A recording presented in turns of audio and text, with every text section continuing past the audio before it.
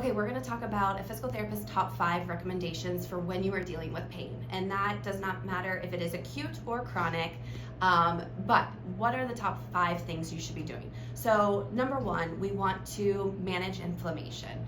Inflammation is a necessity when we are trying to promote healing. So, you might remember that old adage, rice, rest, ice, compress, and elevate. That is not necessarily true and relevant today for all injuries. And so the number 2 thing is to consult with a professional. Pain that is present for more than 4 or 5 days typically needs to be addressed with a pain specialist. And specifically, if it's a musculoskeletal pain, then that is a physical therapist. Number 3 is rest and sleep.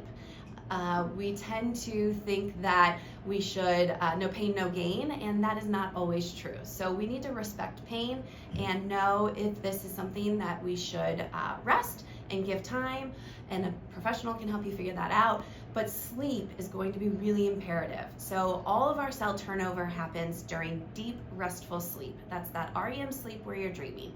So the goal is to really get a lot of good sleep when we are dealing with pain. And more importantly, is to stay active. And so that's where we kind of go against that rice model, and we talk more about move.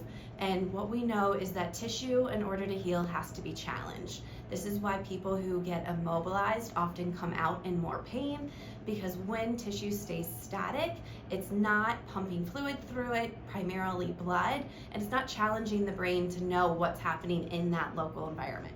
So moving is wildly important. Let me know if you have any questions. I think I hit them all. If you have